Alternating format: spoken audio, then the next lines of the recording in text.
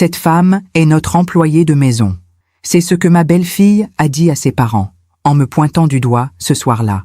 J'étais debout dans le salon, mon salon, tenant un plateau de petits fours que j'avais préparé pendant des heures. J'ai senti mon cœur se figer. Pas de colère, pas de larmes, juste un silence assourdissant à l'intérieur de moi. J'ai posé le plateau sur la table. J'ai enlevé mon tablier avec calme. Et j'ai murmuré, d'une voix que je ne me connaissais pas, « Bonne chance avec les mensualités ». Puis je suis partie, sans un regard en arrière. Et ce n'est que dans le taxi qui m'emmenait vers Paris que j'ai réalisé que je venais de refermer la porte d'une vie entière. Je m'appelle Tibérine Lemoel, j'ai 59 ans. Et voici l'histoire que j'ai portée en silence bien trop longtemps.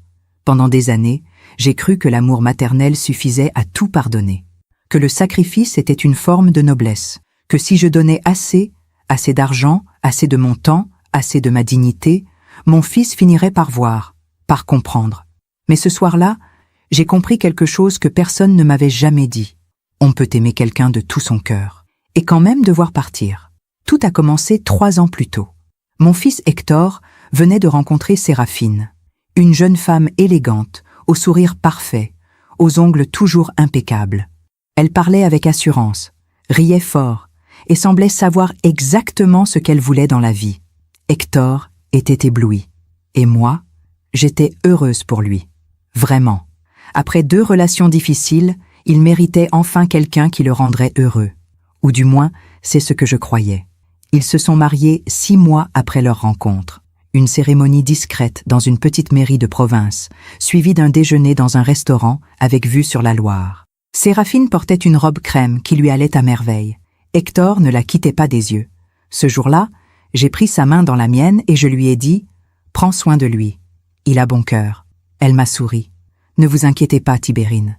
Je vais bien m'occuper de lui. » Je ne savais pas encore qu'elle parlait de mes économies. Quelques semaines après le mariage, Hector est venu me voir. Il avait l'air gêné, presque honteux. « Maman, Séraphine et moi, on cherche un endroit où s'installer. Mais les loyers à Lyon sont... » Il n'a pas eu besoin de finir sa phrase. J'ai tout de suite compris. J'avais une maison, une petite maison bourgeoise dans un quartier calme, avec un jardin à l'arrière et des volets bleus. Je l'avais achetée des années plus tôt, avec l'argent que j'avais économisé en travaillant comme comptable dans une entreprise de textile. Ce n'était pas grand-chose, mais c'était à moi. Enfin, c'était hypothéqué. Mais je payais les mensualités chaque mois, sans jamais manquer une échéance. Maman, si on pouvait s'installer là-bas, juste temporairement, le temps qu'on trouve quelque chose, j'ai dit oui. Bien sûr que j'ai dit oui, parce que c'est ce qu'on fait quand on est mère. On dit oui, même quand une petite voix à l'intérieur murmure « Attention ». Ils ont emménagé 3 jours plus tard. Séraphine est arrivée avec des valises, des cartons et une liste de choses à changer dans ma maison. Il faudrait repeindre cette pièce. Le beige, c'est tellement démodé. On pourrait enlever ce buffet, non ? Ça prend trop de place. Ah, et cette lampe, on va la remplacer. Je souriais, j'acquiesçais. Je me disais que c'était normal, qu'ils avaient besoin de se sentir chez eux. Mais au fond, quelque chose en moi commençait déjà à se fissurer. Les premières semaines, tout semblait aller bien. Hector travaillait tard. Séraphine restait à la maison, redécorait, recevait ses amis pour le thé. Moi, je continuais à payer les mensualités de la maison, et les factures d'électricité, et l'eau, et l'Internet. Temporairement, m'avait dit Hector, mais les mois passaient, et personne ne parlait de déménager. Parfois, je passais à la maison pour apporter des courses, ou pour voir comment ils allaient. Séraphine me saluait toujours avec un sourire poli, mais distant. « Oh, Tibérine, vous tombez bien. Vous pourriez m'aider à ranger la cuisine? Vous pourriez repasser les chemises d'Hector? Il a une réunion importante demain. Ah, et si vous avez le temps, il faudrait arroser les plantes. » Petit à petit, sans même m'en rendre compte, j'étais devenue une employée dans ma propre maison. Mais je ne disais rien, parce que je ne voulais pas faire de vagues, parce que je voulais que mon fils soit heureux, parce que je pensais que si je restais douce, patiente, compréhensive, tout finirait par s'arranger. C'est fou, ce qu'on peut accepter, quand on a peur de perdre quelqu'un qu'on aime. Un soir, j'ai reçu un appel de Séraphine. « Tibérine, mes parents viennent dîner samedi, vous pourriez venir plus tôt pour m'aider à préparer ?» J'ai dit oui. Encore une fois, parfois, on fait confiance à ceux qui ne la méritent pas. Et vous, avez-vous déjà été déçu par quelqu'un que vous aimiez? Racontez-moi votre histoire dans les commentaires, j'aimerais vous lire. Ce samedi-là, je suis arrivée chez eux, enfin, chez moi, à 15 heures. Séraphine m'attendait sur le perron, les bras croisés, l'air légèrement agacé. « Ah, vous voilà enfin. J'avais dit 14 heures, Tibérine. » Je n'ai rien répondu. J'ai juste souri et je suis entrée, mon sac de course à la main. Dans le salon, tout avait changé depuis leur emménagement. Les meubles que j'avais choisis avec soin, cette table en chêne que j'avais trouvée dans une brocante, ce canapé vert olive qui m'avait coûté 3 mois d'économie, avaient disparu. À la place, du mobilier moderne, froid, tout en ligne droite et en couleur neutre, des cadres avec des citations inspirantes accrochées au mur, des bougies parfumées partout. C'était beau, mais ce n'était plus ma maison. Mes parents arrivent à 19 heures, a dit Séraphine en me suivant dans la cuisine. Il faut préparer un menu impeccable, quelque chose d'élégant, mais pas trop lourd. Vous savez cuisiner le magret de canard? J'ai hoché la tête. Bien sûr que je savais. J'avais cuisiné pour Hector pendant 30 ans. Des dimanches entiers passés devant les fourneaux à préparer ses plats préférés. Le bœuf bourguignon qu'il adorait. Les tartes aux pommes qu'il dévorait encore chaudes. Les gratins dauphinois qui le faisaient sourire comme un enfant. Mais Séraphine ne le savait pas. Ou peut-être qu'elle s'en fichait. Pendant que je préparais les légumes, elle s'est assise à la table de la cuisine, ma table, et a commencé à faire défiler son téléphone. Au fait, Tibérine, il faudra que vous restiez discrète ce soir. Mes parents sont, comment dire, un peu stricts sur les apparences. Ils aiment que tout soit parfait. J'ai continué à éplucher les carottes. Ne vous inquiétez pas, Séraphine. Je ferai de mon mieux. Elle a souri sans lever les yeux de son écran. Merci, vous êtes adorable. À ce moment-là, Hector est entré dans la cuisine. Il portait une chemise blanche impeccable, celle que j'avais repassée la semaine précédente, et sentait l'eau de Cologne que je lui avais offerte pour son anniversaire. Il m'a embrassée sur la joue, distraitement. « Salut, maman. Ça va? »« Ça va, mon chéri. Et toi ?» Il n'a pas vraiment répondu. Il s'est tourné vers Séraphine. « Tout est prêt pour ce soir ?»« Presque. Ta mère s'occupe du repas. » Il a hoché la tête, comme si c'était normal. Comme si c'était évident que je serais là, à cuisiner pour eux, à préparer un dîner pour des gens que je ne connaissais même pas. Et moi, j'ai continué à éplucher mes carottes. Vous savez ce qui est étrange?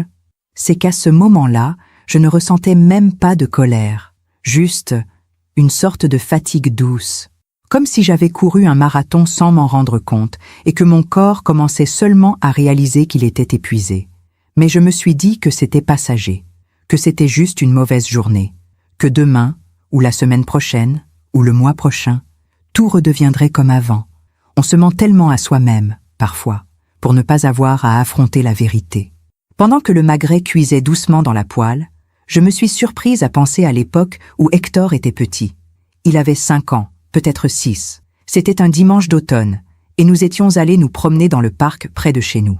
Il portait un petit manteau rouge avec des boutons dorés, et il courait partout en ramassant des feuilles mortes. « Maman, regarde celle-là, elle est toute rouge !» Il me les apportait une par une et je les mettais dans mes poches. À la fin de la promenade, mes poches débordaient de feuilles froissées. En rentrant à la maison, il m'avait demandé « Maman, tu seras toujours là, hein ?» J'avais ri. « Bien sûr, mon chéri, toujours. » Et pourtant, là, debout dans ma cuisine, à préparer un repas pour impressionner des inconnus. Je me demandais si ce petit garçon en manteau rouge existait encore quelque part, ou s'il avait disparu, remplacé par cet homme qui me regardait à peine, qui ne me demandait jamais comment j'allais, qui prenait tout ce que je donnais sans jamais rien rendre. « Tibérine, vous pouvez mettre la table ?» La voix de Séraphine m'a tiré de mes pensées. Oui, bien sûr.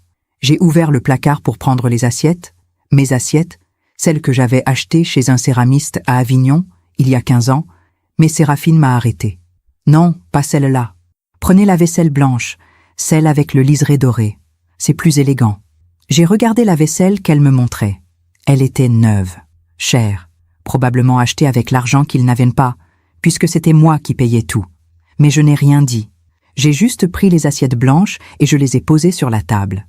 Pendant que je dressais le couvert, Séraphine est venue vérifier mon travail. Elle a déplacé un verre de quelques centimètres, ajusté l'angle d'une fourchette, replacé une serviette, Comme ça, c'est mieux.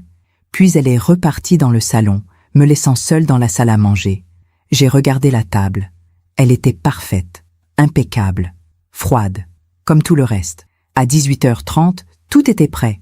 Le magret reposait dans le four, la sauce aux érelles mijotait doucement, les légumes étaient glacés à la perfection. La table était dressée comme pour un magazine. Les bougies étaient allumées. Séraphine a inspecté la cuisine, puis le salon, puis la salle à manger. Elle a hoché la tête, satisfaite. « C'est bien. Vous pouvez rester pour servir, n'est-ce pas ?» Ce n'était pas vraiment une question. « Oui, bien sûr. » Elle a souri. « Parfait. Mes parents vont être impressionnés. » J'ai attendu dans la cuisine, assise sur un tabouret, les mains posées sur mes genoux. J'entendais Hector et Séraphine parler dans le salon. Ils riaient. Ils semblaient détendus, heureux. Et moi, j'étais là, dans l'ombre, à attendre qu'on ait besoin de moi, comme une employée. À 19h précise, la sonnette a retenti. J'ai entendu Séraphine ouvrir la porte, sa voix soudain plus aiguë, plus animée. « Maman! Papa! Entrez! Entrez !» Des voix inconnues, des bises, des exclamations. « Oh, quelle jolie maison! C'est magnifique, ma chérie! Tu as vraiment bon goût! » Séraphine riait, ravie. « Merci, maman. On a beaucoup travaillé pour que tout soit parfait. » Je suis restée dans la cuisine, immobile. On a beaucoup travaillé. Pas elle, pas Hector. On, comme si cette maison était la leur. Comme si chaque meuble, chaque objet, chaque parcelle de ce lieu leur appartenait. Comme si je n'existais pas. Pendant que je raconte tout cela, je me demande d'où vous m'écoutez. Écrivez le nom de votre ville en commentaire. J'aimerais savoir où vous êtes, vous qui m'accompagnez dans cette histoire. Séraphine est entrée dans la cuisine, toute souriante. « Tibérine, on est prêt. Vous pouvez apporter l'entrée ?» J'ai hoché la tête. J'ai pris le plateau de toast au saumon fumé que j'avais préparé, avec de l'aneth frais, du citron, de la crème épaisse, et je suis sortie de la cuisine. Et c'est là, en entrant dans la salle à manger, que tout a basculé. Quand je suis entrée dans la salle à manger avec mon plateau, j'ai vu les parents de Séraphine pour la première fois, Monsieur et Madame Duvernay. Lui, la soixantaine élégante, costume gris anthracite, montre en or au poignet. Elle, cheveux blonds parfaitement coiffés, tailleur crème, collier de perles. Il dégageait cette assurance tranquille des gens qui n'ont jamais eu à se soucier d'argent. Ils étaient assis à ma table, dans ma salle à manger, et regardaient autour d'eux avec une satisfaction évidente. « Quelle charmante demeure !» disait Madame Duvernay. « Vous avez vraiment fait des merveilles, ma chérie. » Séraphine rayonnait. « Merci, maman. On voulait quelque chose de classique mais moderne, élégant mais chaleureux. » Hector acquiesçait, la main posée sur celle de sa femme. Séraphine a un goût extraordinaire. Moi, je me tenais là, debout près de la porte, mon plateau à la main. Personne ne m'avait remarqué. Ou plutôt, personne ne me regardait vraiment. Séraphine a fait un petit geste de la main, sans même tourner la tête vers moi. « Vous pouvez poser ça sur la table, Tibérine. » J'ai avancé doucement, posé le plateau au centre de la table. Les parents de Séraphine ont jeté un coup d'œil au toast, puis ont repris leur conversation comme si de rien n'était. « Et vous, Hector ?» a demandé Monsieur Duvernay en se servant un toast. « Votre travail se passe bien ?»« Très bien, monsieur. J'ai été promu chef de projet le mois dernier. »« Excellent, excellent. Il faut de l'ambition dans la vie. » Madame Duvernay s'est tournée vers Séraphine. « Et toi, ma chérie, tu t'occupes bien de la maison ?»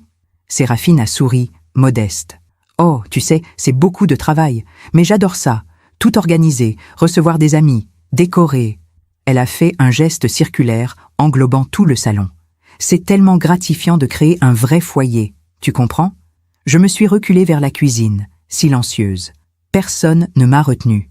Personne n'a dit « Tibérine, asseyez-vous avec nous. » Personne n'a dit « Merci pour ces délicieux toasts. » Personne. Dans la cuisine, j'ai pris une grande inspiration. J'ai senti mes mains trembler légèrement.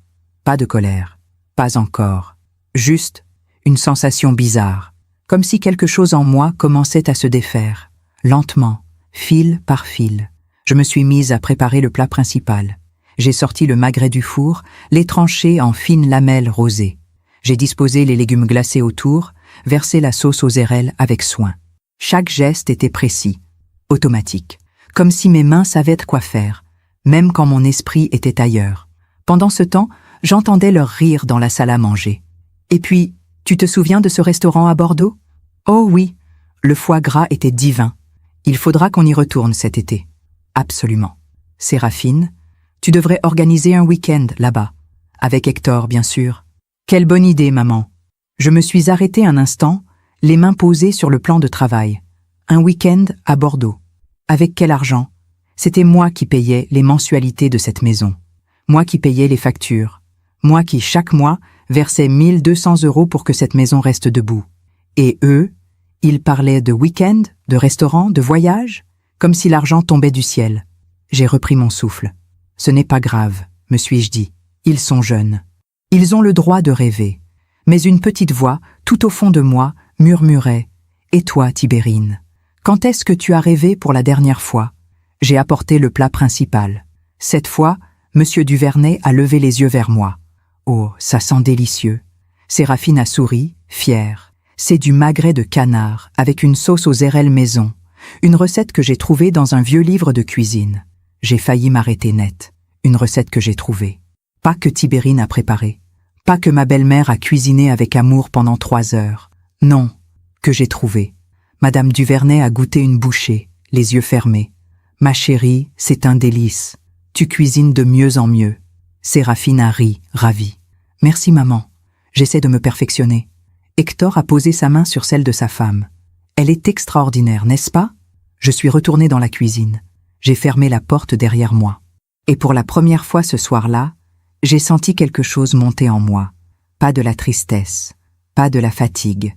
Quelque chose de plus dur, de plus froid, de la lucidité. Je me suis assise sur le tabouret, les mains jointes. J'ai pensé à toutes les fois où j'avais dit oui. Oui, vous pouvez emménager dans ma maison. Oui, je vais payer les mensualités. Oui, je vais cuisiner pour vos invités. Oui, je vais rester dans l'ombre. Oui, oui, oui, toujours oui. Et à quel moment exact avais-je cessé d'exister? À quel moment étais-je devenue invisible? À quel moment mon fils avait-il oublié que j'étais sa mère, et pas juste une présence pratique, une solution à ses problèmes? J'ai entendu Séraphine rire dans la salle à manger. Un rire clair, insouciant. Le rire de quelqu'un qui n'a jamais eu à se battre pour quoi que ce soit. Quelqu'un qui a toujours eu des parents pour payer. Un mari pour approuver. Une belle-mère pour servir. Je me suis levée. J'ai regardé autour de moi. Cette cuisine, je l'avais choisie. Les placards en bois clair, le carrelage blanc, la fenêtre qui donnait sur le jardin. C'était moi qui avais tout payé, tout arrangé, tout imaginé. Et maintenant, tout cela appartenait à quelqu'un d'autre. Dans leur esprit, en tout cas. On a frappé à la porte de la cuisine. « Tibérine, vous pouvez apporter le dessert ?» La voix de Séraphine, douce, polie, mais avec cette note d'impatience à peine dissimulée. « Oui, j'arrive. » J'ai sorti la tarte tatin que j'avais préparée le matin même. Les pommes caramélisées brillaient sous la lumière. Elle était parfaite. J'ai posé la tarte sur un plateau, ajouté une carafe de crème fraîche épaisse, et je suis sortie de la cuisine. En entrant dans la salle à manger, j'ai vu qu'ils avaient déjà fini le plat principal. Les assiettes étaient vides, propres. Monsieur Duvernay s'est essuyé la bouche avec sa serviette. Délicieux, vraiment. « Vous avez de la chance, Hector, d'avoir une femme qui cuisine si bien. » Hector a souri. « Oui, je sais. » J'ai posé la tarte sur la table. Madame Duvernay a applaudi, ravie. « Oh, une tarte tatin, mon dessert préféré. » Séraphine a coupé des parts généreuses, les a servies à ses parents, à Hector, puis à elle-même. Elle ne m'a même pas regardée. Je me suis reculée vers le mur, les mains derrière le dos. Et c'est à ce moment-là que Madame Duvernay s'est tournée vers Séraphine et a demandé d'un ton léger « Mais dis-moi, ma chérie, qui est cette femme qui s'occupe de tout? Elle cuisine merveilleusement bien. » Séraphine a pris une bouchée de tarte, l'air pensif. Puis elle a souri. Et elle a dit, d'une voix claire, sans la moindre hésitation, « Cette femme ?» Elle a fait un petit geste de la main dans ma direction, comme si elle désignait un meuble. « C'est notre employée de maison. » Le silence qui a suivi a duré une éternité. Ou peut-être juste une seconde. Je ne sais plus. J'ai regardé Hector. Il a baissé les yeux vers son assiette. Il n'a rien dit. J'ai regardé Séraphine. Elle mangeait sa tarte, tranquille, comme si elle venait de dire la chose la plus normale du monde. Et moi, j'ai senti quelque chose se briser à l'intérieur de moi. Pas mon cœur. Non, quelque chose de plus profond. Le dernier fil qui me retenait à cette vie. Je me demande encore si j'ai fait le bon choix ce soir-là. Et vous? Qu'auriez-vous fait à ma place? Dites-le-moi en commentaire.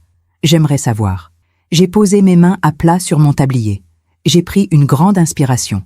Et j'ai murmuré, d'une voix que je ne me connaissais pas, « Excusez-moi ». Personne n'a répondu. Je suis retournée dans la cuisine.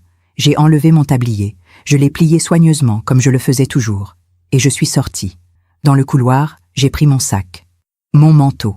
Mes clés de maison, ma maison, étaient dans ma poche. Je les ai sorties. Je les ai regardées un instant dans le creux de ma main. Puis, je suis retournée dans la salle à manger. Ils riaient. Ils parlaient de leurs prochaines vacances. Ils étaient heureux. J'ai posé les clés sur la table, doucement. Le bruit a été à peine audible. Mais Séraphine a levé les yeux. « Tibérine, qu'est-ce que… » Je l'ai regardée droit dans les yeux. Et j'ai dit, d'une voix calme, presque douce, « Bonne chance avec les mensualités. » Pendant une fraction de seconde, personne n'a bougé. Séraphine me fixait, la bouche légèrement entr'ouverte, comme si elle essayait de comprendre ce qui venait de se passer. Monsieur et Madame Duvernay ont échangé un regard gêné. Hector a enfin levé les yeux vers moi. « Maman, qu'est-ce que tu fais ?» J'ai pris mon sac. J'ai enfilé mon manteau. Et j'ai dit, d'une voix que je ne reconnaissais pas moi-même, « Je rentre chez moi. » Séraphine s'est levée brusquement, la chaise raclant le sol. « Attendez, Tibérine, je ne comprends pas. Qu'est-ce qui se passe ?» Je me suis tournée vers elle. Elle avait l'air sincèrement confuse, comme si elle ne comprenait vraiment pas pourquoi je partais, comme si elle ne voyait pas le problème. « Vous m'avez présenté comme votre employé de maison, » ai-je dit calmement, « devant vos parents. » Elle a cligné des yeux. « Eh bien, je ne savais pas comment expliquer. »« Expliquer quoi, exactement ?» Hector s'est levé à son tour. « Maman, ce n'est pas ce qu'elle voulait dire. Tu te méprends. »« Ah oui ?» Je l'ai regardé. Mon fils, mon seul enfant. « Alors explique-moi, Hector. Qu'est-ce qu'elle voulait dire ?» Il a ouvert la bouche, l'a refermée. Il a jeté un coup d'œil à Séraphine, comme pour chercher du soutien. Elle lui a pris la main. « Tibérine » a-t-elle dit d'une voix douce, presque maternelle. « Je crois qu'il y a un malentendu. Vous savez bien que je vous apprécie énormément. Vous avez été tellement généreuse avec nous. » Généreuse. Ce mot est resté suspendu dans l'air, comme si ma générosité était une faveur que je leur avais faite. Un cadeau. Quelque chose qu'ils pouvaient accepter sans rien devoir en retour. Cette maison, ai-je dit lentement, est à mon nom. L'hypothèque est à mon nom. Les factures sont à mon nom. Tout est à mon nom. Séraphine a souri, un peu nerveuse. Oui, bien sûr, on le sait. Et on vous en est reconnaissant. Reconnaissant. J'ai répété le mot, comme pour en tester le poids. Madame Duvernay a toussé légèrement. Excusez-moi, mais je crois qu'il y a une confusion. Séraphine, tu ne nous avais pas dit que… Maman, s'il te plaît, a coupé Séraphine, les joues légèrement rouges. Pas maintenant. Monsieur Duvernay a posé sa serviette sur la table et s'est levé. Je crois que nous devrions partir. Non, papa, restez, a supplié Séraphine. Tout va bien. C'est juste un petit malentendu. Mais ses parents avaient déjà commencé à rassembler leurs affaires. Madame Duvernay m'a jeté un regard. Pas hostile, juste curieux. Comme si elle essayait de comprendre qui j'étais vraiment. Ils sont partis quelques minutes plus tard, après des au revoir gênés et précipités. La porte s'est refermée derrière eux, et je me suis retrouvée seule avec Hector et Séraphine. Le silence était épais, pesant. Séraphine s'est tournée vers moi, les bras croisés. « Vous êtes contente? Vous avez tout gâché. » J'ai senti quelque chose se tordre dans ma poitrine. « J'ai tout gâché? Oui. Mes parents, ils vont se poser des questions maintenant. Ils vont penser que… » Elle s'est arrêtée, comme si elle réalisait soudain qu'elle en disait trop. « Ils vont penser quoi, Séraphine? Que cette maison n'est pas à vous? Que vous vivez chez moi sans payer un centime? Que je suis celle qui permet à tout cela d'exister ?» Ma voix était montée. Pas beaucoup. Juste assez pour que les mots sortent enfin. Hector a fait un pas vers moi. « Maman, calme-toi. » Me calmer? Je l'ai regardé, incrédule. « Tu étais là, Hector. Tu étais assis à cette table. Tu as entendu ce qu'elle a dit. Et tu n'as rien dit. Rien. » Il a baissé les yeux. Je ne savais pas quoi dire. Tu aurais pu dire la vérité. Quelle vérité? Que je suis ta mère. Le mot a résonné dans la pièce. Mère. Un mot si simple. si évident. Et pourtant, il semblait si difficile à prononcer pour lui. Séraphine a soupiré, exaspérée. « Tibérine, vous dramatisez. Ce n'était qu'une phrase, une simple phrase. Vous réagissez de façon excessive. Une simple phrase. Cette femme est notre employée de maison. Une simple phrase qui effaçait tout ce que j'étais, tout ce que j'avais fait, tout ce que j'avais sacrifié. J'ai pris mes clés dans ma poche, je les ai posées sur la console de l'entrée. Je vous laisse la maison. » Hector a ouvert de grands yeux. « Quoi ? Maman, ne sois pas ridicule. » « Je ne suis pas ridicule, Hector. Je suis fatiguée. » Séraphine a ri. Un petit rire nerveux, incrédule. « Vous ne pouvez pas partir comme ça. C'est immature. » « Immature ?» Je l'ai regardée. Cette femme qui dormait dans ma maison, qui mangeait dans mes assiettes, qui recevait ses amis dans mon salon. Vous savez combien coûtent les mensualités de cette maison, Séraphine ? Elle a haussé les épaules, mal à l'aise. Non. Hector s'occupe de ça. Non. Hector ne s'occupe de rien. C'est moi qui paie. 1200 € par mois, depuis 3 ans. Le silence est retombé. Séraphine a regardé Hector comme si elle attendait qu'il démente. Mais il n'a rien dit. Parce que c'était vrai. 1200 €, ai-je répété. Plus les factures d'électricité, plus l'eau, plus l'Internet, plus les taxes foncières. Vous voulez que je continue ? Séraphine a pâli légèrement. Hector, c'est vrai ? Mon fils a passé une main dans ses cheveux. Écoute chérie, c'était temporaire. On devait juste se stabiliser. Maman a proposé de nous aider, alors j'ai proposé de vous aider à vous installer. Ai-je coupé ? Pas de vous entretenir pendant 3 ans. Séraphine s'est tournée vers moi, les yeux brillants. Vous ne nous avez jamais rien dit. Vous auriez dû parler si ça vous posait problème. Et là, j'ai compris. Elle croyait sincèrement que c'était ma faute. Que si j'avais souffert en silence, c'était parce que je l'avais choisi. Que si j'avais tout donné, c'était parce que je le voulais. Comme si le silence était un consentement. Vous avez raison, ai-je dit doucement. J'aurais dû parler. Je me suis tournée vers Hector. Et toi, tu aurais dû me protéger, me défendre, me regarder au moins. Il a ouvert la bouche, mais aucun son n'est sorti. Parce qu'il savait que c'était vrai. Il savait qu'il m'avait laissé tomber. J'ai ramassé mon sac. Je vais dormir chez une amie ce soir. Demain, je contacterai mon notaire pour transférer la maison à ton nom, Hector. Comme ça, ce sera vraiment la vôtre. Séraphine a eu un mouvement de recul. Attendez, vous ne pouvez pas ? Si, je peux. Et vous paierez les mensualités vous-même. Bonne chance. Hector a fait un pas vers moi. Maman, ne pars pas comme ça. On peut en parler. Il n'y a rien à dire, mon chéri. Tout a été dit ce soir. J'ai ouvert la porte. L'air froid de la nuit m'a frappé au visage. Derrière moi, j'ai entendu Séraphine murmurer à Hector « Elle ne partira pas vraiment.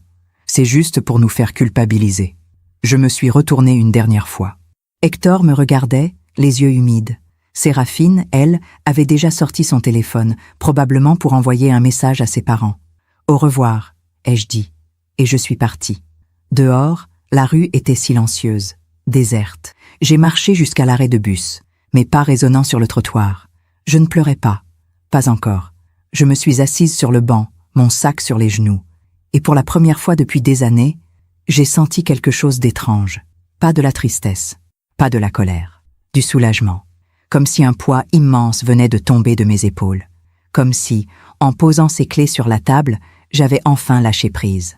Le bus est arrivé 10 minutes plus tard. Je suis montée. Je me suis assise près de la fenêtre. Et pendant tout le trajet jusqu'à chez mon amie Claire, je n'ai pas regardé en arrière. Mais dans ma tête, une petite voix murmurait « Est-ce que tu as fait la bonne chose, Tibérine ? Est-ce que tu n'aurais pas dû rester ? Essayer encore ? Pardonner ? Vous savez ce qui est terrible ? C'est qu'on nous apprend, à nous les femmes, à nous les mères, que partir est un abandon, que mettre des limites est de l'égoïsme, que dire non est une trahison. Mais ce soir-là, dans ce bus qui m'emmenait loin de ma maison, de mon fils, de cette vie que j'avais construite de mes mains, j'ai compris quelque chose de fondamental. Parfois, partir n'est pas un abandon, c'est une survie. Claire habitait un petit appartement dans le 5e arrondissement de Lyon, au 3e étage d'un immeuble ancien avec des moulures au plafond et un parquet qui craquait sous les pas. Quand elle a ouvert la porte, ce soir-là, à 22 heures passées, elle a tout de suite vu que quelque chose n'allait pas. Tibérine ? Mon Dieu, qu'est-ce qui s'est passé ? Je suis restée là, sur le palier, mon sac à la main, incapable de parler. Elle m'a prise dans ses bras. Et c'est seulement à ce moment-là que j'ai pleuré. Claire et moi, nous nous connaissions depuis 35 ans. Nous avions travaillé ensemble dans la même entreprise de textile, à l'époque où j'étais jeune comptable et elle, assistante de direction. On déjeunait ensemble tous les midis, on se confiait nos peines de cœur, on riait de nos patrons incompétents. Elle avait été là quand mon mari était parti, il y a 20 ans. Elle avait été là quand j'avais dû élever Hector seul. Elle avait été là à chaque étape difficile de ma vie. Et ce soir-là, une fois de plus, elle était là. Elle m'a fait asseoir sur son canapé, m'a apporté une tisane à la camomille, s'est installée à côté de moi, les jambes repliées sous elle, et a attendu que je parle. Alors je lui ai tout raconté. Le mariage d'Hector, l'emménagement dans ma maison, les 3 années de silence, les factures que je payais, le dîner, les parents de Séraphine, la phrase « Cette femme est notre employée de maison ». Claire a fermé les yeux un instant, puis elle a posé sa main sur la mienne. « Mon Dieu, Tibérine, pourquoi tu ne m'as rien dit ?»« Je ne sais pas. » Et c'était vrai. Je ne savais vraiment pas. J'avais honte, je crois. Honte? Honte de quoi? D'avoir laissé faire, d'avoir été si faible.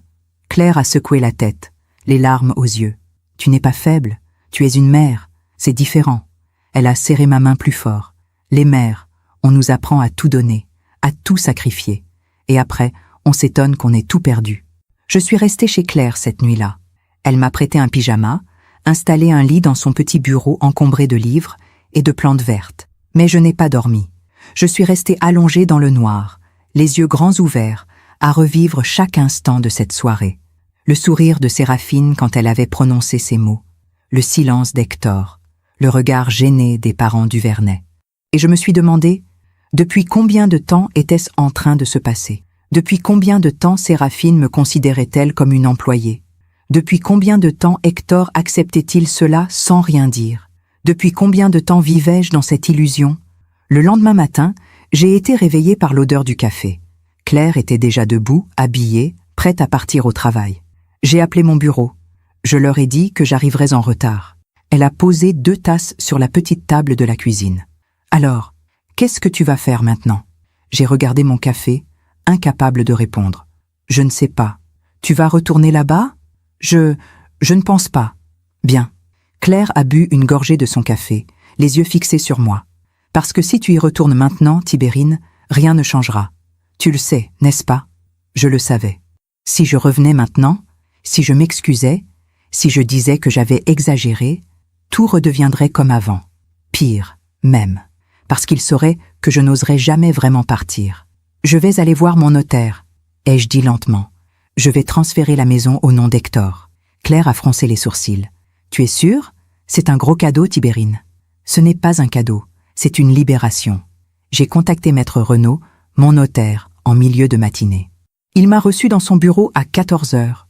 C'était un homme dans la soixantaine, lunettes rondes, costume impeccable, qui me suivait depuis 15 ans. Il a écouté mon histoire sans m'interrompre. Puis il a posé ses mains à plat sur son bureau. « Madame Lemoel, je comprends votre décision, mais je dois vous poser une question importante. »« Oui ? Êtes-vous certaine que votre fils sera capable d'assumer les mensualités ?» J'ai hésité. Honnêtement, je n'en savais rien. Hector gagnait correctement sa vie, environ 2500 € par mois. Séraphine ne travaillait pas, préférant rester à la maison pour s'occuper du foyer. Avec 1200 € de mensualité, plus les factures, plus les courses, plus toutes les dépenses du quotidien, est-ce qu'il pourrait s'en sortir? Je ne sais pas, ai-je admis. Maître Renaud a hoché la tête, pensif. Dans ce cas, permettez-moi de vous suggérer une alternative. Il a sorti un dossier, a commencé à écrire. Plutôt que de transférer immédiatement la propriété, vous pourriez simplement arrêter de payer les mensualités. Voir comment ils réagissent. Si votre fils ne paie pas, la banque entamera une procédure. Vous aurez alors tout le temps de décider ce que vous voulez faire. J'ai réfléchi. C'était plus prudent, plus intelligent. Mais une partie de moi voulait une coupure nette, définitive. Je vais y penser, ai-je dit. Maître Renaud a souri doucement. Prenez votre temps, Madame Lemoel. Les décisions prises dans la colère sont rarement les bonnes. En sortant de chez le notaire, j'ai allumé mon téléphone. Je l'avais éteint depuis la veille, incapable de gérer les appels ou les messages. Il y avait 7 appels manqués, 3 de Hector, 4 de Séraphine. J'ai écouté les messages vocaux. Le premier d'Hector, à 9 heures du matin. Maman, écoute, j'ai mal dormi. On peut se parler? S'il te plaît, rappelle-moi. Sa voix était fatiguée. Coupable. Le deuxième, de Séraphine, à 10 heures. Tibérine, c'est Séraphine. Écoutez, je crois qu'il y a eu un énorme malentendu hier soir. Vous avez mal interprété mes paroles. Je ne voulais pas... Enfin, vous savez bien que je ne pense pas vraiment que vous êtes une employée. C'était juste une façon de parler. Rappelez-moi, s'il vous plaît. Une façon de parler. Comme si les mots ne voulaient rien dire. Comme si on pouvait effacer une humiliation avec une simple explication. Le troisième message, d'Hector, à 11h30. Maman, Séraphine m'a dit qu'elle t'avait laissé un message. Je sais que tu es fâchée, mais on peut se voir? Juste toi et moi? Juste toi et moi. Comme si Séraphine n'avait rien à voir avec tout ça. Comme si c'était juste un conflit entre mère et fils. Le quatrième message, de Séraphine à 13h. Bon, écoutez, Tibérine, là ça devient ridicule. On est des adultes. On peut régler ça calmement. Hector est très perturbé. Vous ne pouvez pas lui faire ça. Rappelez-nous, vous ne pouvez pas lui faire ça. Comme si j'étais celle qui avait fait quelque chose de mal. Comme si partir était une trahison. J'ai supprimé tous les messages. Je n'ai rappelé personne. Les jours suivants ont été étranges. Je restais chez Claire, dormais dans son petit bureau, essayais de reprendre un semblant de routine. Le matin, je me levais, prenais mon café, lisais le journal. L'après-midi, je me promenais dans Lyon, sans but précis. Je marchais le long des quais du Rhône, traversais les ponts, m'arrêtais devant les vitrines, sans rien acheter. Claire rentrait le soir, on dînait ensemble, on parlait. Elle me racontait sa journée. Je hochais la tête, souriais, mais j'étais ailleurs. « Tu penses à eux », disait-elle doucement. « Oui, c'est normal. Mais ce n'était pas seulement Hector et Séraphine qui occupèrent mes pensées, c'était moi. Qui étais-je, sans ce rôle de mère sacrificielle? Qui étais-je, sans cette maison à entretenir, ces factures à payer, ces gens à servir? Pendant 3 ans, toute ma vie avait tourné autour d'eux. Et maintenant, il y avait un vide immense, un silence assourdissant. Un soir, 1 semaine après mon départ, Claire m'a tendu un journal. « Regarde, un appartement à louer à Paris, 15e arrondissement. Pas cher. Paris. » J'avais toujours rêvé d'y vivre. Quand j'étais jeune, avant d'avoir Hector, avant de me marier, j'avais voulu y aller. Mais la vie en avait décidé autrement. « Tu penses vraiment que je devrais recommencer à zéro ?» Claire a souri. « Tibérine, tu as 59 ans, pas 90. Tu as encore toute une vie devant toi. » J'ai regardé l'annonce. Un petit studio. 35 mètres carrés, vue sur une cour tranquille. 800 € par mois. Moins que ce que je payais pour leur maison. Je vais y réfléchir, ai-je dit. Mais au fond de moi, quelque chose commençait à s'éveiller.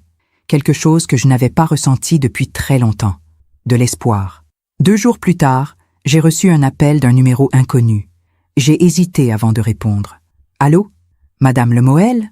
Une voix de femme, âgée, distinguée. « Oui, c'est moi. Je suis Madame Duvernay, la mère de Séraphine. Nous nous sommes brièvement rencontrés l'autre soir. » Mon cœur s'est arrêté. « Oui, je m'en souviens. Écoutez, je ne sais pas si c'est ma place de vous appeler, mais j'aimerais vous parler. En privé. Juste vous et moi. » Je ne savais pas quoi dire. À quel sujet? À propos de ce qui s'est passé. À propos de ma fille. Elle a marqué une pause. Je crois que vous méritez d'entendre certaines choses. Nous nous sommes donné rendez-vous le lendemain, dans un petit salon de thé près de la place Bellecour. J'y suis allé sans savoir ce qui m'attendait, sans savoir que cette conversation allait tout changer. Le salon de thé était presque vide ce mardi matin. Quelques tables occupées par des retraités qui lisaient leur journal, une jeune femme avec un ordinateur portable, et dans le fond, près de la fenêtre, Madame Duvernay. Elle portait un tailleur beige impeccable, ses cheveux blonds toujours parfaitement coiffés. Mais quand elle a levé les yeux vers moi, j'ai vu quelque chose que je n'avais pas remarqué lors du dîner. De la fatigue, et quelque chose qui ressemblait à de la tristesse. « Madame Lemoel, merci d'être venue. » Elle s'est levée pour me serrer la main, puis elle a fait signe à la serveuse. « 2 thés, s'il vous plaît. Earl Grey pour moi. Et pour vous? Pareil, ai-je murmuré. Nous sommes restées silencieuses un moment. Madame Duvernay fixait sa tasse vide, les mains jointes sur la table. Puis elle a pris une grande inspiration. « Je vais être directe avec vous, Madame Lemoel, parce que je pense que nous sommes toutes les deux trop vieilles pour les faux-semblants. » J'ai hoché la tête. Ce soir-là, quand vous êtes partie, j'ai posé des questions à ma fille. Beaucoup de questions. Elle a marqué une pause. Et j'ai découvert des choses qui m'ont profondément troublée. La serveuse est arrivée avec nos thés. Madame Duvernay a attendu qu'elle s'éloigne avant de continuer.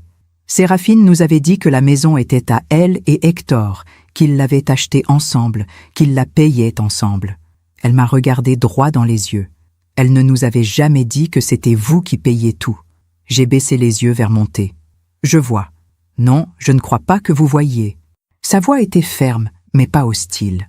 Pendant des mois, ma fille nous a fait croire qu'elle et son mari étaient installés, indépendants. Nous étions fiers d'elle. Nous pensions qu'elle avait réussi sa vie. Elle a pris une gorgée de thé, les mains légèrement tremblantes.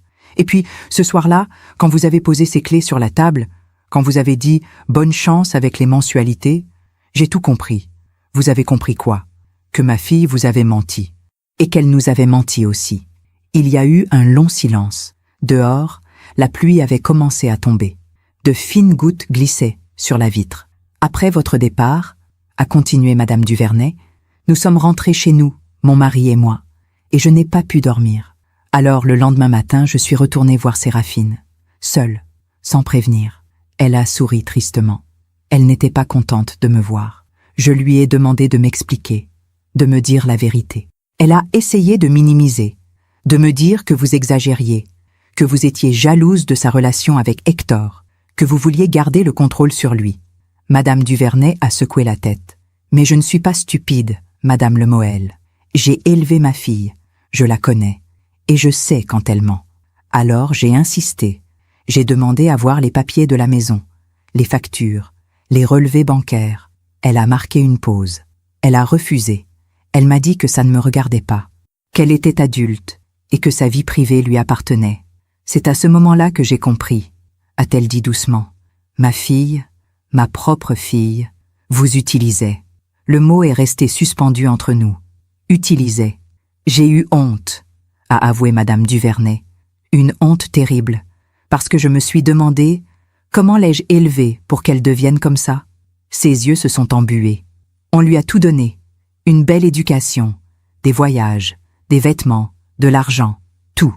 Et pourtant, elle est devenue quelqu'un qui prend sans jamais donner.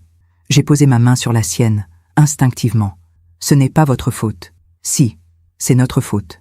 Elle a retiré sa main, s'est essuyé les yeux avec un mouchoir en tissu qu'elle a sorti de son sac. Nous l'avons trop protégée, trop gâtée. Nous lui avons appris qu'elle méritait tout sans jamais rien devoir en retour. Elle a repris son thé, les mains plus stables maintenant. Hier, j'ai parlé à mon mari. Nous avons pris une décision. Quelle décision? Nous n'aiderons plus Séraphine financièrement, plus un centime. Si elle et Hector ne peuvent pas payer les mensualités, ce sera leur problème, pas le vôtre et pas le nôtre. J'ai ouvert de grands yeux. Mais c'est votre fille. Justement, c'est ma fille, et il est temps qu'elle grandisse. Madame Duvernay m'a regardée avec une intensité que je n'attendais pas. Elle a 32 ans, Madame Lemoel. 32 ans. Et elle n'a jamais travaillé un seul jour de sa vie. Je ne savais pas ça. J'avais toujours cru que Séraphine avait eu une carrière avant de rencontrer Hector. Mais non. Elle était passée directement de la maison de ses parents à celle de mon fils, sans jamais gagner son propre argent, sans jamais se battre pour quoi que ce soit. Vous savez ce qui est drôle? A dit Madame Duvernay avec un rire amer. Nous pensions lui avoir trouvé un bon mari, un homme stable, avec un bon travail. Elle a secoué la tête.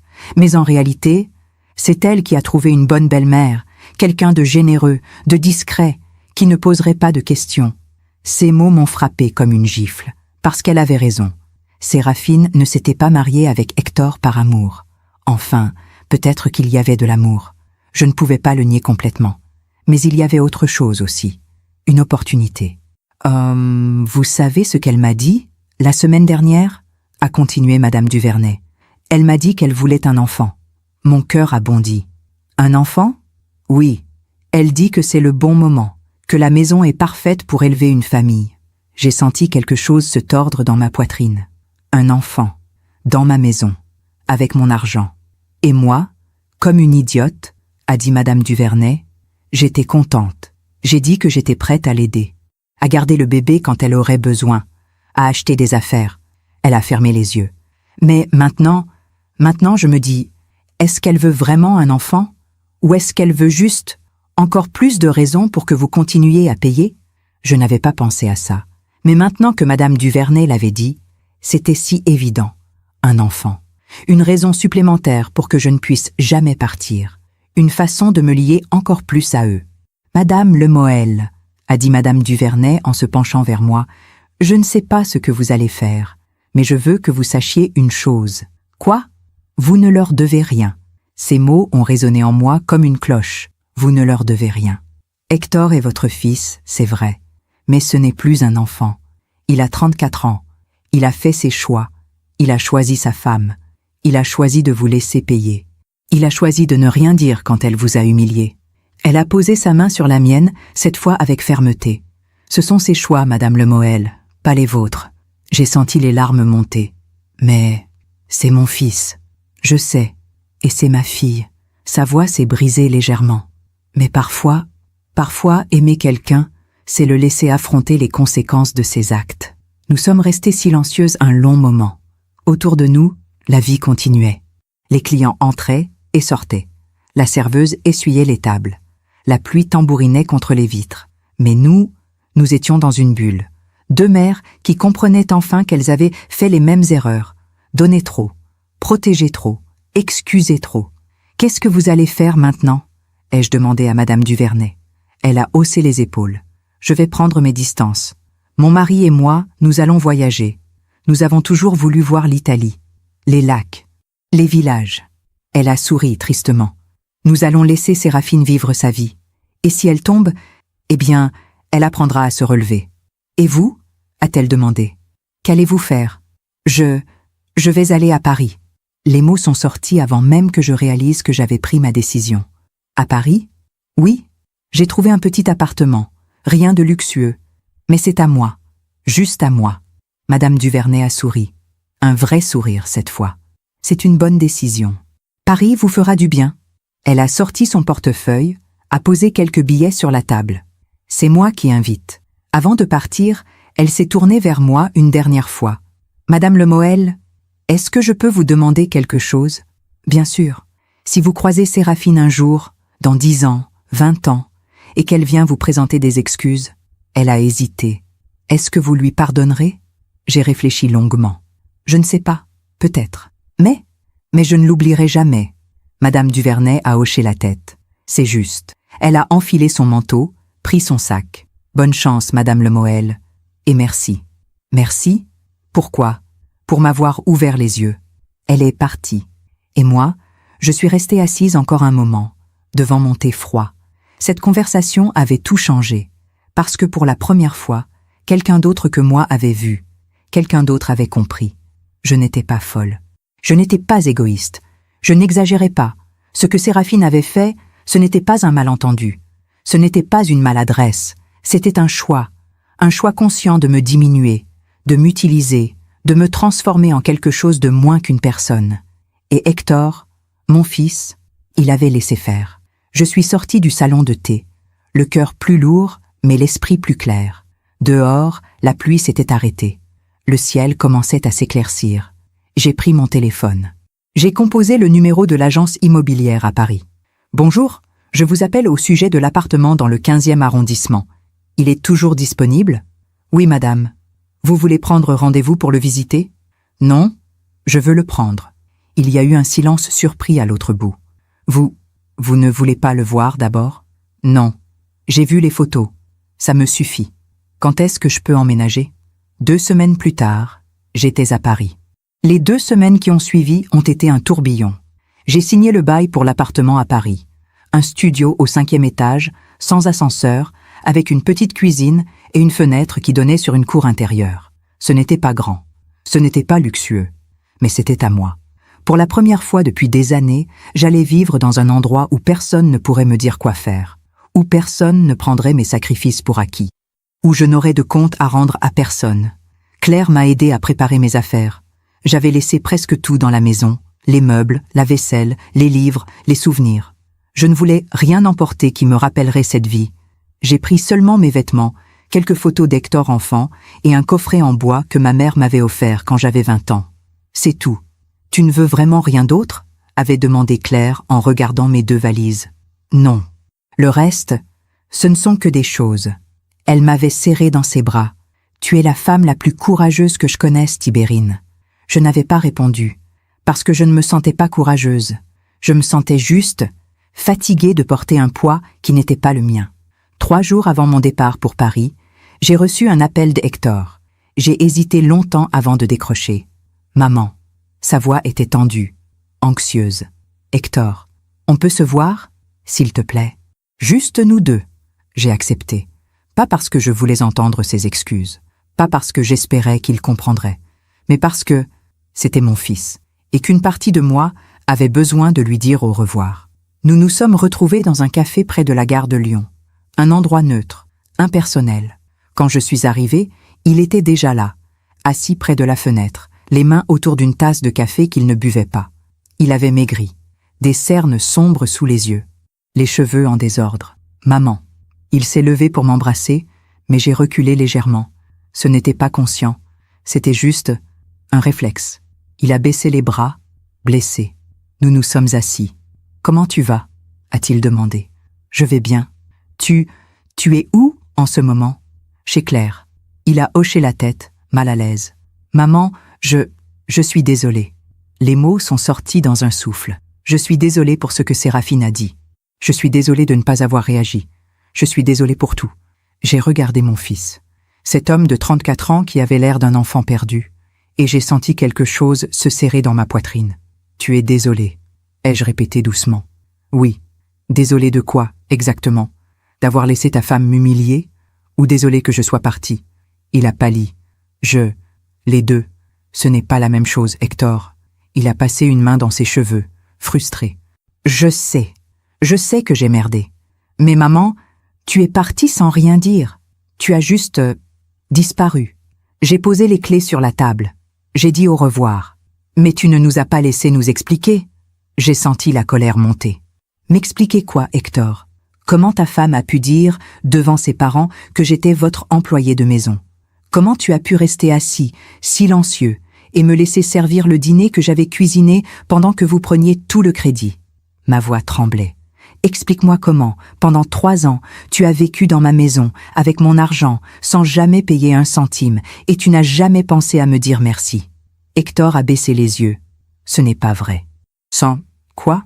Je t'ai dit merci, plein de fois. Quand? Il a réfléchi, cherchant dans sa mémoire, mais il ne trouvait rien, parce qu'il ne l'avait jamais fait. Hector, ai-je dit plus doucement, tu sais combien je payais chaque mois pour cette maison? Oui.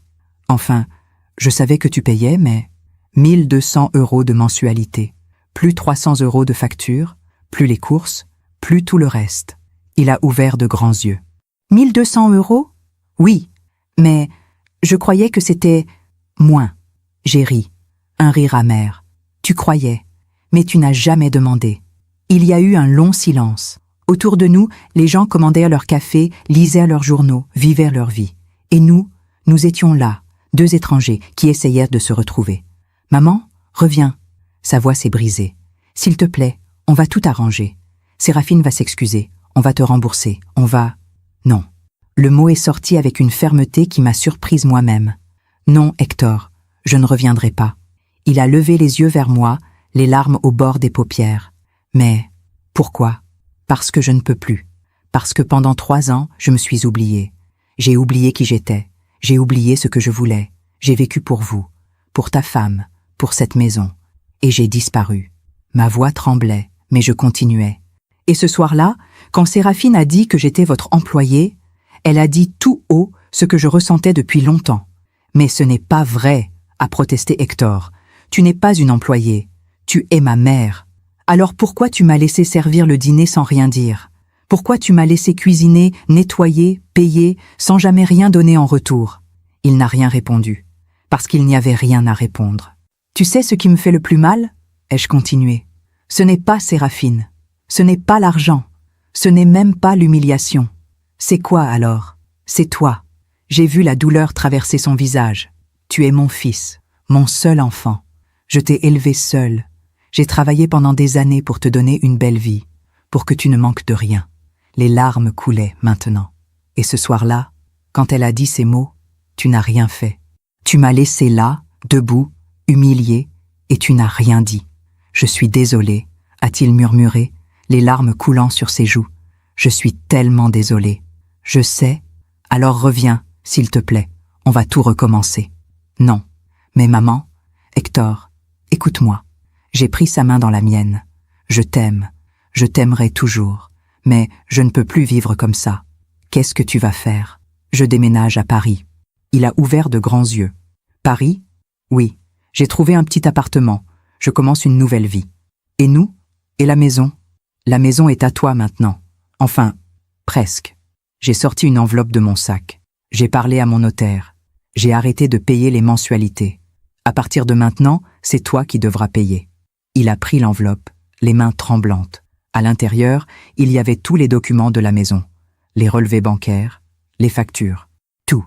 Mais, maman, je ne peux pas payer 1200 € par mois, avec mon salaire. Alors tu vendras la maison, ou tu trouveras un moyen, mais ce ne sera plus mon problème. Il a levé les yeux vers moi, paniqué. Tu es sérieuse? Oui, mais on va perdre la maison. Peut-être. Et ça ne te fait rien? J'ai réfléchi longuement avant de répondre. Si, ça me fait quelque chose, mais pas autant qu'avant. Il a secoué la tête, incrédule. Je ne te reconnais pas. Moi non plus. J'ai souri tristement. Mais je commence à m'aimer, comme ça. Hector a pleuré. Pas comme un homme, comme un enfant. Et une partie de moi voulait le prendre dans mes bras, lui dire que tout irait bien, que maman était là. Mais je ne l'ai pas fait, parce que maman n'était plus là. Pas de cette façon. Je me suis levée. Je dois y aller. Maman, attends. Hector, je l'ai regardé une dernière fois. Je t'aime, mais je ne peux plus te sauver. Tu es un adulte. Il est temps que tu apprennes à te sauver toi-même. Je suis sortie du café. Dehors, le soleil brillait. J'ai marché jusqu'à l'arrêt de bus, les larmes coulant silencieusement sur mes joues. Je ne me suis pas retournée. 2 jours plus tard, j'ai reçu un message de Séraphine. Long, rempli d'excuses, de promesses. Elle disait qu'elle avait réalisé son erreur, qu'elle était prête à changer, qu'elle voulait me rembourser, qu'elle m'aimait comme sa propre mère. J'ai lu le message une fois, puis je l'ai supprimé. Le lendemain, Claire m'a conduite à la gare. Nous nous sommes dit au revoir sur le quai. Tu m'appelleras? Tous les jours. Tu me promets que tu vas bien? Je te promets que je vais essayer. Elle m'a serré fort dans ses bras. Je suis fière de toi. Merci d'avoir été là. Toujours. Le train est arrivé. Je suis montée. J'ai trouvé ma place près de la fenêtre. Et pendant que le train quittait Lyon, pendant que je regardais la ville disparaître derrière moi, j'ai senti quelque chose de nouveau. Pas de la tristesse, pas de la culpabilité, de la liberté. Paris. Je suis arrivée un jeudi après-midi, sous un ciel gris et doux.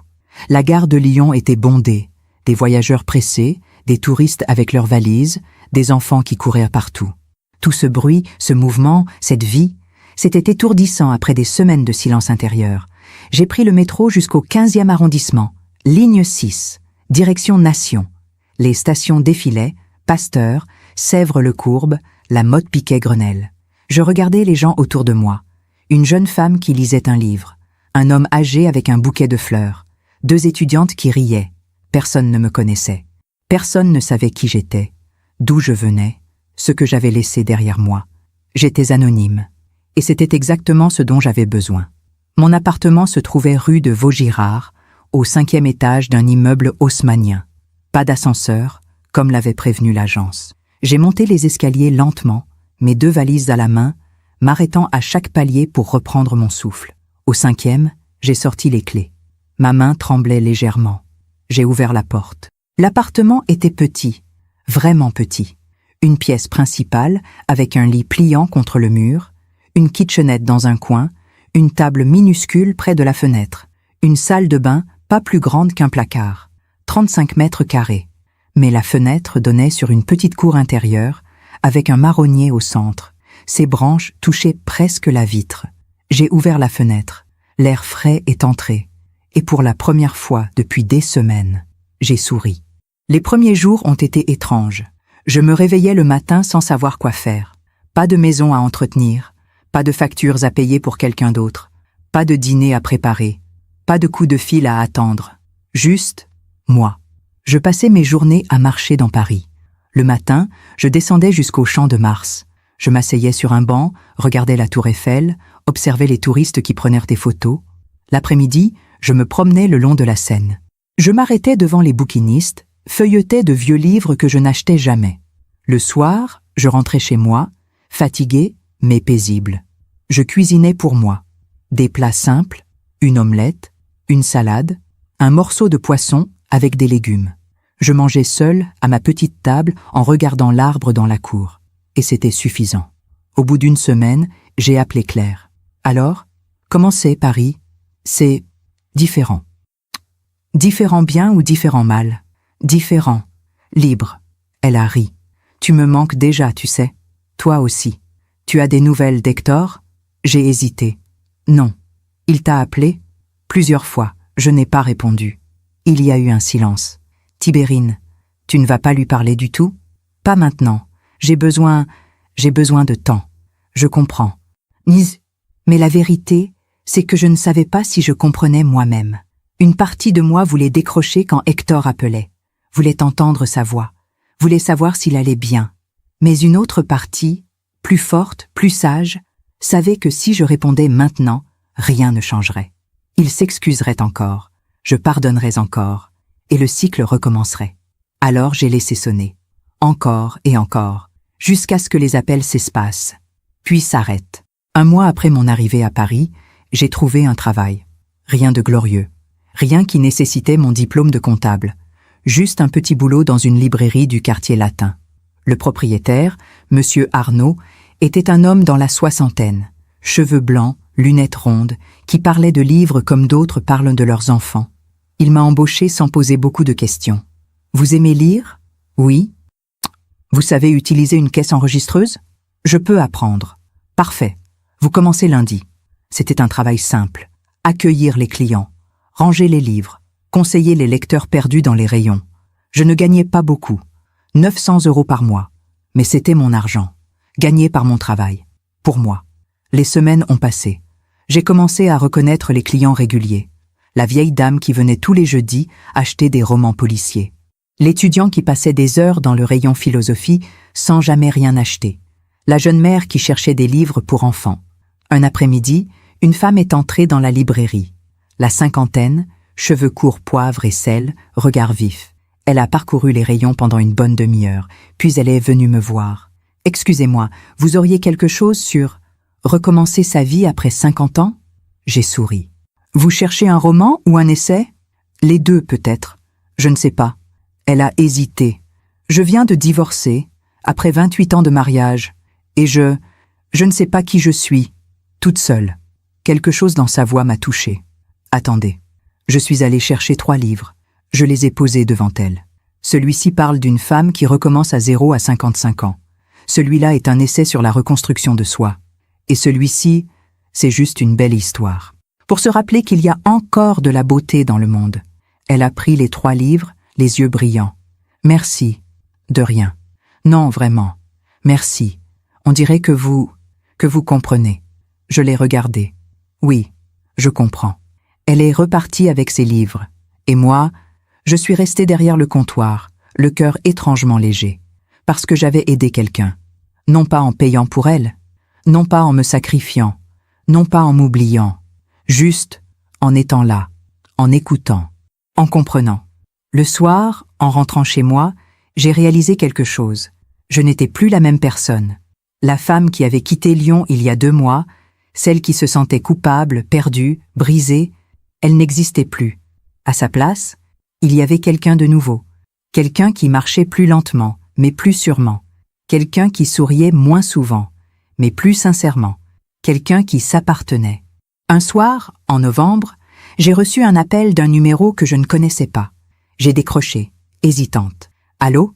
Madame Lemoel ?» Une voix d'homme, formelle. « Oui, c'est moi. Je suis maître Dupuis, notaire à Lyon. Je vous appelle au sujet de la maison située rue de la Charité. » Mon cœur s'est serré. « Oui? Votre fils, Monsieur Hector Lemoel, n'a pas payé les mensualités depuis 3 mois. La banque a entamé une procédure de saisie. J'ai fermé les yeux. 3 mois. Ils avaient tenu 3 mois. Je vois. La banque souhaite savoir si vous comptez reprendre les paiements. Si oui, la procédure peut être annulée. Non. Le mot est sorti fermement. Non, je ne reprendrai pas les paiements. Il y a eu un silence surpris à l'autre bout. Vous en êtes certaine?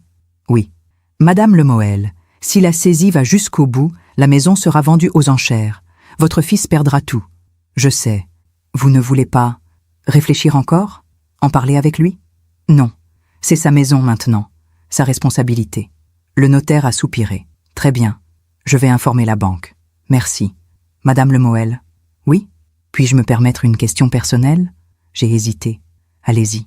Vous ne regrettez pas? J'ai regardé par la fenêtre. Dehors, la nuit tombait. Les lumières de Paris s'allumaient une à une. L'arbre dans la cour perdait ses dernières feuilles. Non, ai-je répondu doucement. Je ne regrette pas. Après avoir raccroché, je suis restée assise un long moment dans le noir. J'ai pensé à Hector, à Séraphine. Je me suis demandé ce qu'ils ressentaient en ce moment. S'ils avaient peur, s'ils me détestaient, s'ils comprenaient enfin. Puis j'ai pensé à moi, à cette femme de 59 ans qui avait tout quitté pour se retrouver.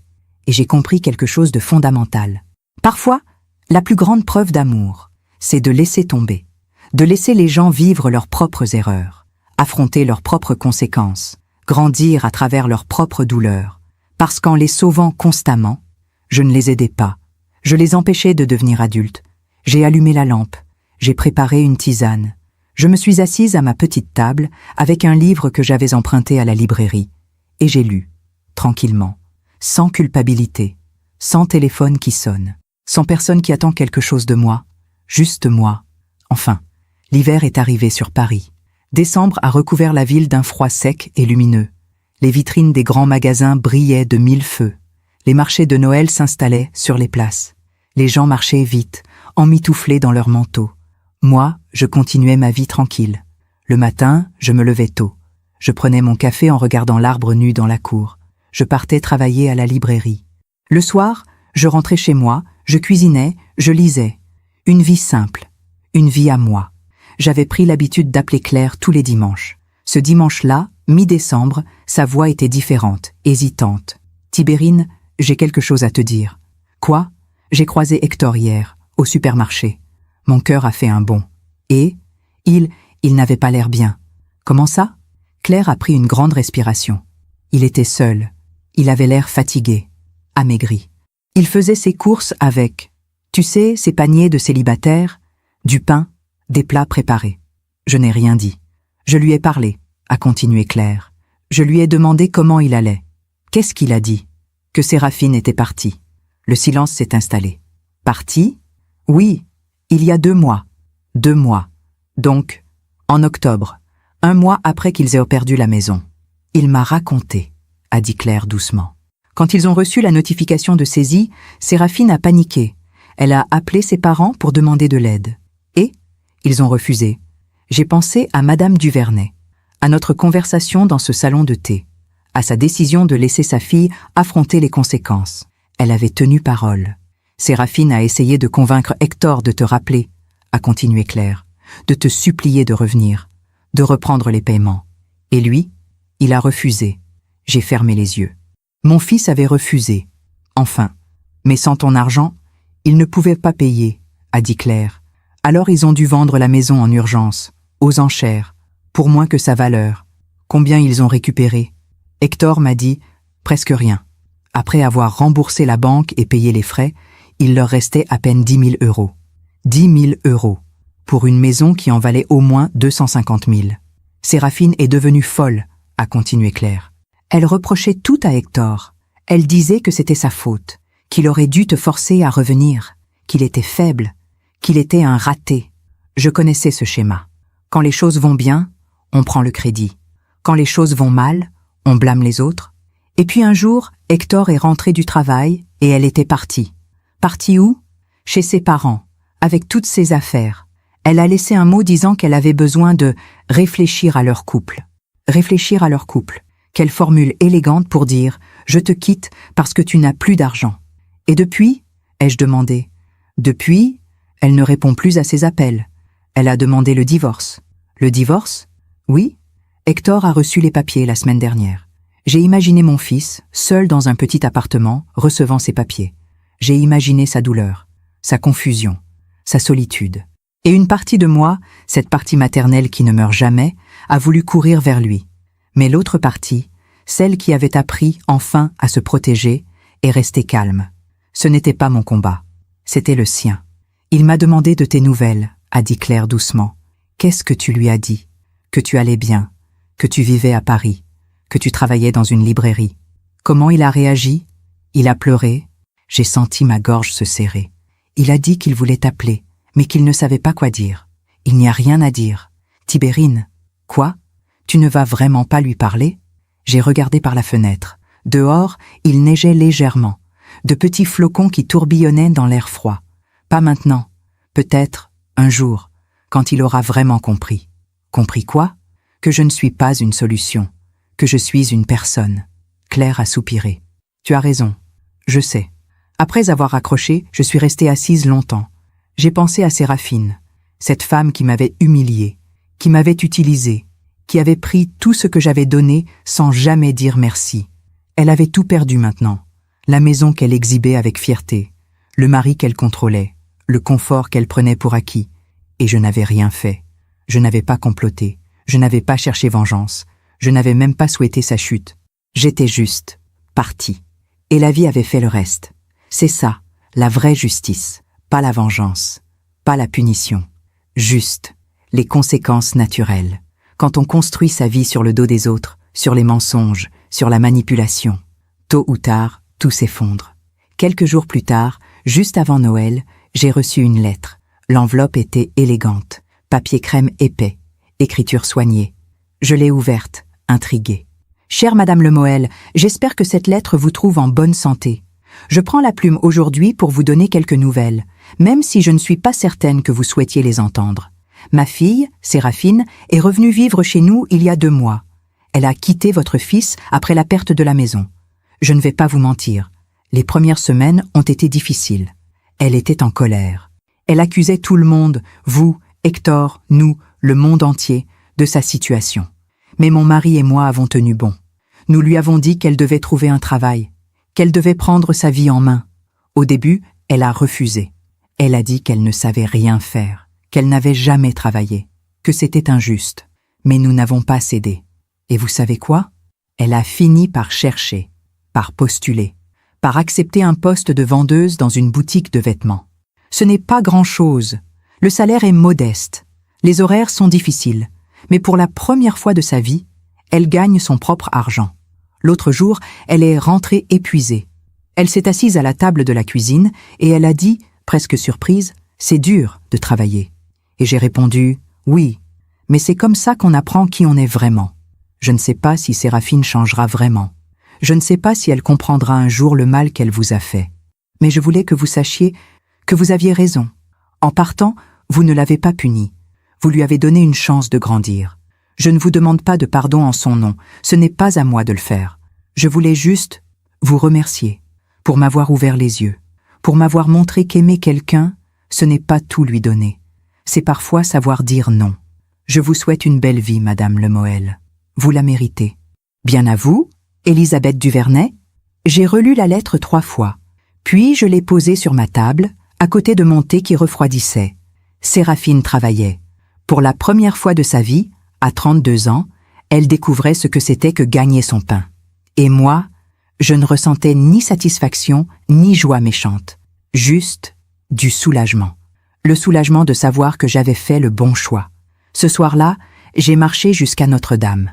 Les illuminations de Noël brillaient partout. Les rues étaient pleines de gens heureux, pressés, chargés de cadeaux. Je me suis arrêtée sur le pont. J'ai regardé la Seine couler en contrebas. Et j'ai pensé à tout ce chemin parcouru. 6 mois plus tôt, j'étais une femme invisible.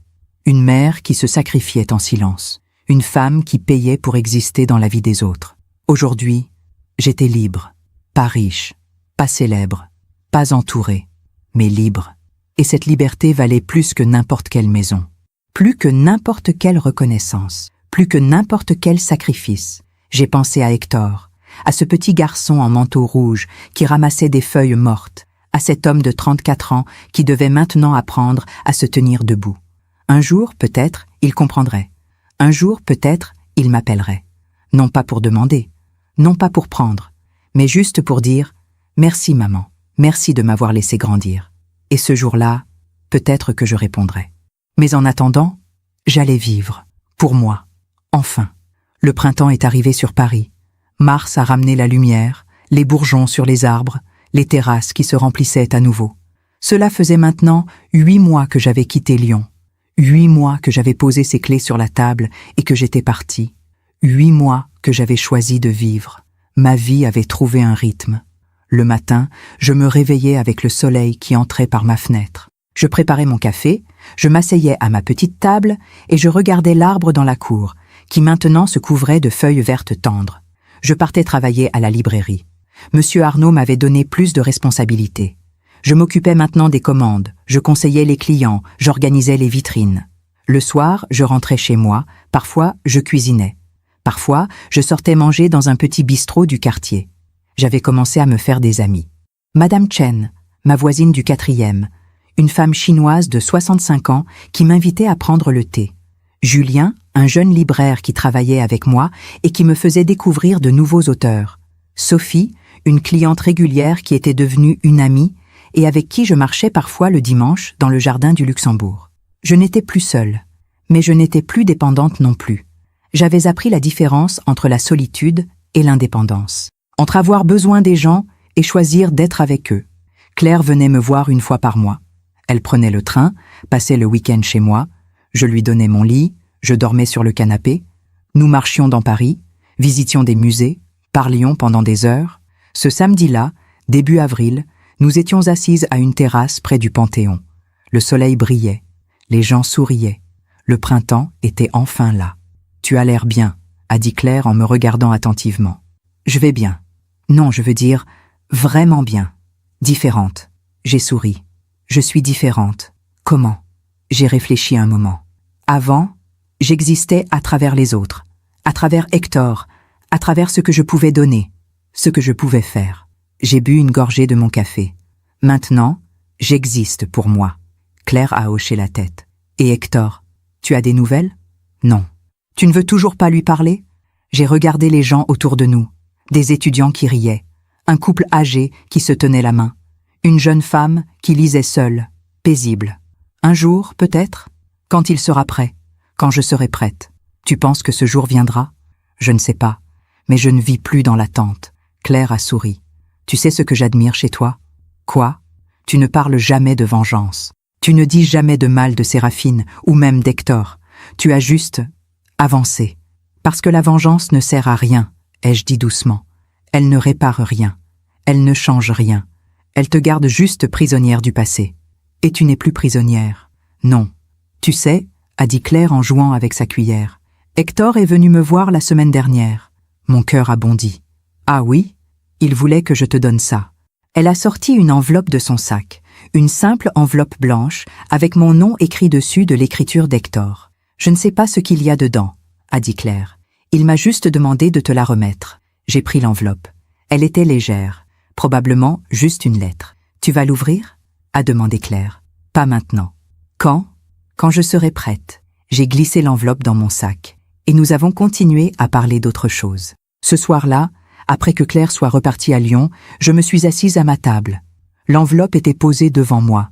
J'ai regardé l'écriture d'Hector, cette écriture que je connaissais par cœur. J'ai ouvert l'enveloppe lentement. À l'intérieur, une lettre, 3 pages, écrite recto verso. Maman, je ne sais pas si tu liras cette lettre. Je ne sais même pas si Claire te l'a donnée. Mais je devais l'écrire, parce qu'il y a des choses que je dois te dire.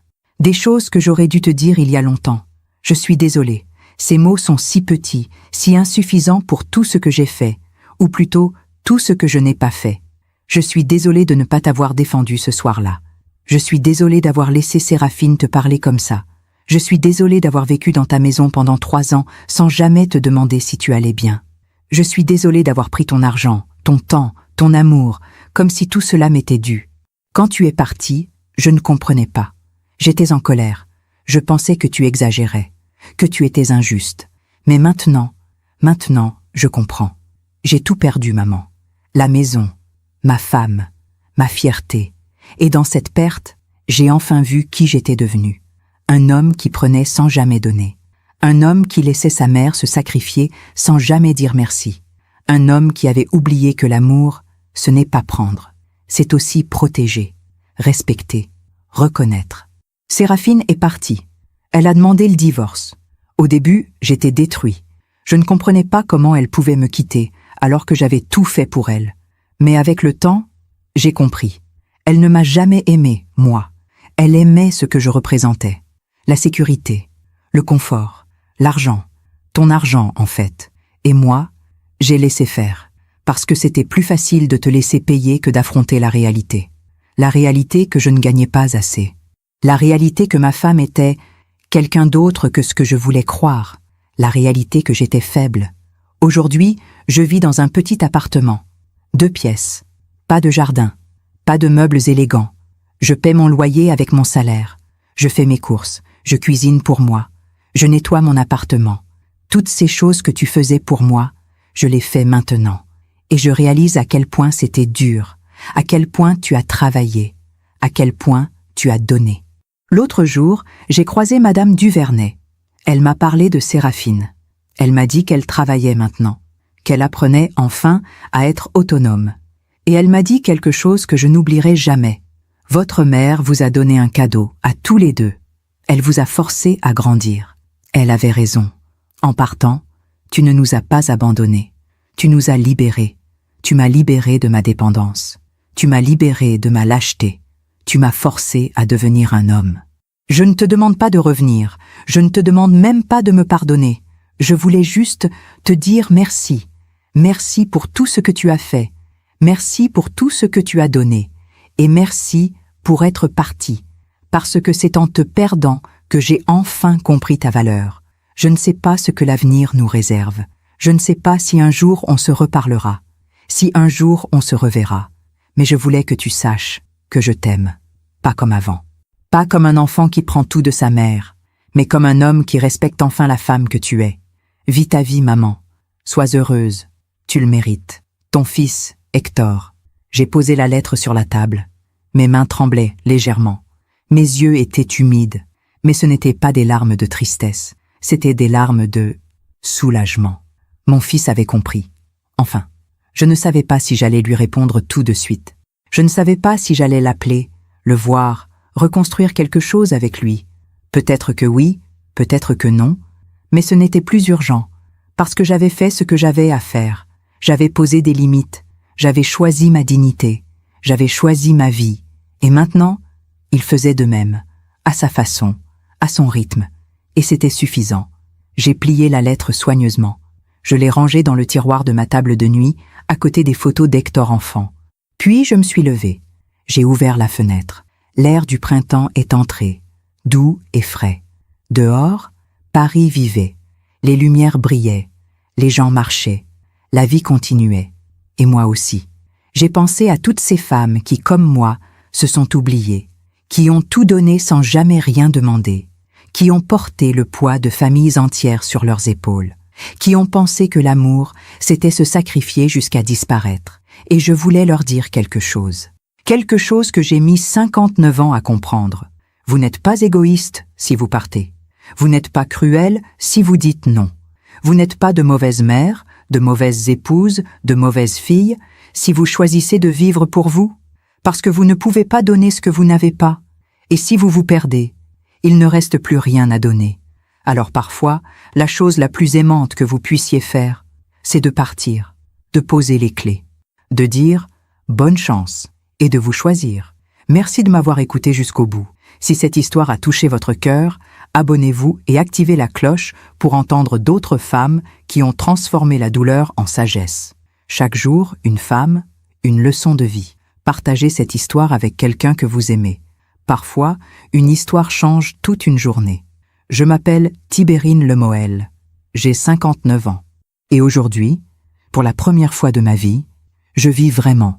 Que Dieu vous bénisse. Et à très bientôt.